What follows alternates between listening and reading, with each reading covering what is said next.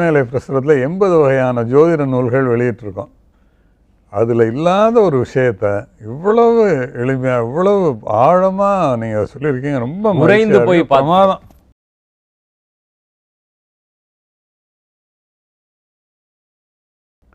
எண்ணும் எழுத்தும் கண் என தகும்னு சொல்கிறாங்க இல்லையா? கண் மிக மிக முக்கியமானது. 2 கண்களுக்கு எண்ணை ஒரு கண்ணாகவும் எழுத்தை ஒரு கண்ணாகவும் சொல்கிறாங்களே, அதை பற்றின விவரங்கள் நான் கொஞ்சம் மேலும் நான் தெரிஞ்சுக்க விரும்புகிறேன். நம்முடைய நேயர்களும் தெரிஞ்சுக்கணுங்கிறதுக்காக நீங்கள் அதை சொல்லுங்கன்னு கேட்டுக்கிறேன். ஐயா, நம்ம சொன்ன மாதிரி இந்த இரண்டும் இல்லாமல் மனிதனுடைய வாழ்வு இயல்பாக இருக்கவே முடியாது. ஏன்னா காரணம்னா எதை பார்த்தாலும் எழுத்து வேண்டும். எழுத்து இல்லைன்னா இன்னைக்கு எந்த ஒரு செயலும், அது மாநிலமாகட்டும் மத்தியமாகட்டும், எல்லாமே எழுத்து இருக்கும் பொழுது, எண்கள் இருக்கும் பொழுது தான் உழலுமே. எதுலேயும் எண்டு பாருங்கள், இது ரெண்டும் இருக்கும். இது ரெண்டும் இல்லாமல் எந்த எண்டும் வராது. அது வெறும் சம்பாதிக்கக்கூடிய சம்பளமாக இருந்தாலும் சரி, வருமானமாக இருந்தாலும் சரி, உழைப்பாக இருந்தாலும் சரி, தெளிவுபடுத்துவதாக இருந்தாலும் சரி, பொறாவிலேயே தூது விட்ட காலத்திலையும் எண்ணும் எழுத்தும் கண்ணாக இருக்கு ஐயா. ஒரு விஷயத்தை செயல்படணும்னா சித்தாந்தம் என்னன்னா, ஏன் 9 1லிருந்து 9 எண் வரைக்கும் தான் அத்துணை கணக்கினுடைய முன்னோடிகள். இந்த 9 வரைக்கும் உள்ளது தான் நீங்கள் எத்தனை கோடி எத்தனை மில்லியனுக்கு கணக்கு போட்டாலும் இந்த 9க்குள்ளே தான் அடங்கும். எத்தனை மில்லியன் கணக்கு போட்டாலும் இல்லை, தெரிஞ்ச விஷயம் தான். நீங்கள் சொல்லும்போது யோசிச்சு ஆமா இல்லை அப்படிங்கிற மாதிரி. ஐயா, நீங்கள் எத்தனை மில்லியன் கணக்கு போடுங்க, இந்த 1லிருந்து 9 தான் நீங்கள் பெருக்கி கூட்டி அதை என்ன வச்சு வர வைக்க முடியும். அதனால தான் 1லிருந்து 9 சைபர் உட்பட, அது ரொம்ப முக்கியம். சைபர் உட்பட அது ரொம்ப முக்கியம். இந்த 9ஐ கருத்தில் வைத்து கொண்டு தான் இந்த எண்ணும் கருந்தும் சித்தர்கள் என்ன சொல்கிறாங்க, எண்ணின கண்ணோக்கி பிறப்பிடமாம் சந்திர சூரியர்கள் மதியும் ஆதவனும் கூடிய கிரகத்தில் 9ஆக்கி நிலையாய் விரிவுபடுத்தி மனிதனுடைய வாழ்க்கை எண்ணும் எழுத்தும் கண்ணென கொள் அப்படின்னு சொன்னார். ஒரு சித்தருடைய பாடல சூரியன் என்று நாம் எடுத்துக்கிறோம். அப்படி பார்த்தோம்னா 9 கிரகங்கள். ஒரு மனிதனுக்கு 9 இன்பம் 9 துன்பம். இதை தவிர ஐயா யாராலையும் ஒன்றை மிகுதியா சொல்லவே முடியாது ஐயா. அதுக்குள்ளே அடங்கிடும். ஒன்றை மிகுதியாய் சொல்லிட்டா அது மரணத்தை தவிர வேற எதுவும் இல்லையா. ஆக 1லிருந்து 9 துன்பம் 9 இன்பம். இதை வேணா ஒருத்தர் எழுதி பார்க்கட்டும். 1ல் இருக்கக்கூடிய தொகுப்பை பிரித்து எழுதுவாங்களே தவிர 10வது தலை என்று இருப்பதை 9ஐ தவிர வேற யாராலும் அறுதிட்டு எழுதவே முடியாது. 9 இன்பம் 9 துன்பம். இப்போ சூரியன் அப்படின்னு எடுத்துக்கிறோம் நம்ம. இந்த 2 இல்லைன்னா உலகம் இல்லை. சூரியனும் சந்திரனும் இல்லை. அதனால தான் சூரியனை முதன்மையாக நாம் எப்பவுமே சொல்லுகின்றோம். அப்போ அந்த சூரியனை முதன்மைப்படுத்துறதுனால 1 என்ற எண்ணை கொடுத்தார்கள்.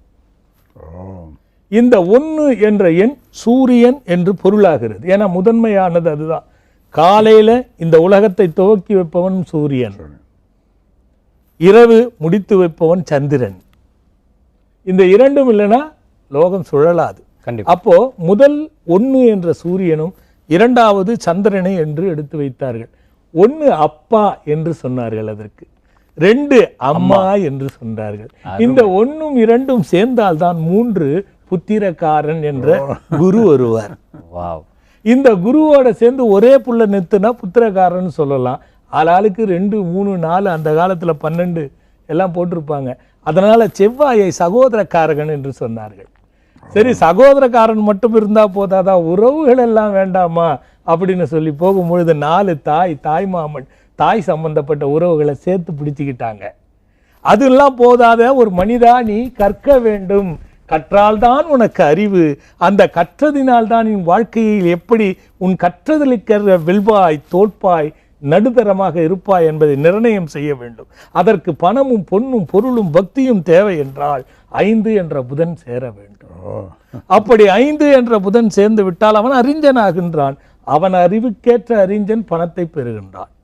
அதுபோக வாழ்க்கையை வெல்ல வேண்டும், எதில் சென்றாலும் குறிக்கோளாக தன்னை அழகுபடுத்தி, தன் வித்தைகளை அழகுபடுத்தி, தன் செயல்களை அழகுபடுத்தி, தன்னையே அழகுபடுத்தி இந்த உலகத்துக்கு காட்டி இறந்தாலும் வாழ வேண்டும் என்ற ஒரு அற்புதம் இருக்க வேண்டும் என்றால் அதற்கு ஒரு தாய்மை பின்னணியாக இருக்க வேண்டும்.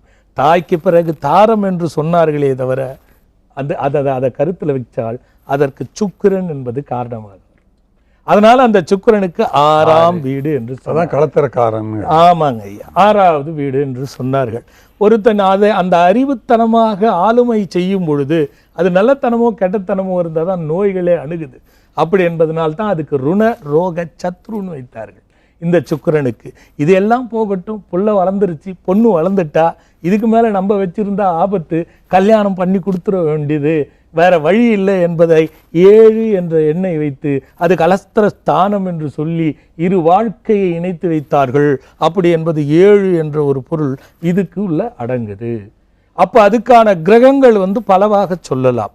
அப்படி சொல்லும் பொழுது எப்பொழுதுமே உள்ளொன்றும் புறம் ஒன்றும் தோன்றுகிற செயலை செய்து அது நல்லவைகளானால் நல்லவைக்கான வெற்றிகளும் தீயவைகளானால் தீவைக்கான தண்டனைகளும் பெறுவது இயல்பாக என்று நாம் பார்க்கின்றோம். இதற்கு காரணம் ராகு என்ற கிரகம். ஒருவன் ஞானத்தால் வெற்றி பெற்று கவலைக்காக சந்நியாசம் போய் இந்த உலகத்தில் இருக்கக்கூடிய நல்ல போதனைகளை இப்படிப்பட்ட புத்தகத்தின் வாயிலாக கொடுத்து அதை மற்றவர் பின்பற்றி வளர்ந்து நல்லபடியாக இருக்கிறார்னா அதுக்கு கேதுங்கிற கிரகம் காரணமாகிறது. இதெல்லாம் போக ஐயா நான் இதெல்லாம் நல்லா வச்சுட்டேன் ஐயா, வீடு மனை நில புலங்கள் செல்வம் செல்வாக்கு எல்லாம் சாதிச்சுட்டேன் ஐயா, சக்கரை நோயை கொடுத்துட்டான், ஸ்வீட்டு சாப்பிட முடியல, ஸ்வீட்டு சாப்பிட முடியலன்னா பரவாயில்ல, ஒரு மாத்திரையை கொடுத்தா மலமும் வரல ஜலமும் வரல, இப்படியெல்லாம் நான் பணத்தை வச்சுட்டு தின்னவா முடியும் அப்படின்னு எல்லாம் வேதனைப்பட்டதுக்கு ஒரு தீர்வு தரணும்னா அழப்பமான 8ஆம் வீட்டு அதிபதியான சனி பகவான் ஆக வேண்டும். அப்போ ஒருத்தன் பிறக்கும் பொழுது அந்த பிறந்த நேரத்தில் தான் இந்த 8, 9 கிரகமும் உட்காருங்கிறத தான் லக்னம்னு நம்ம சொல்கிறோம். ஆக அது சைபர். அந்த சைபரிலிருந்து இந்த 9ம் எண்ணும் எழுத்துமாக கலந்தால்தான் அது உலகமே உழலும் என்பதனுடைய தத்துவத்தை தான் எண்ணும் எழுத்தும் கண்ணு. அற்புதமான சொன்னீங்க. மணிமேலை பிரசுரத்தில் 80 வகையான ஜோதிட நூல்கள் வெளியிட்டிருக்கோம். அதில் இல்லாத ஒரு விஷயத்த இவ்வளவு எளிமையாக இவ்வளவு ஆழமாக நீங்கள் சொல்லியிருக்கீங்க. ரொம்ப உறைந்து போய் பிரமாதம்.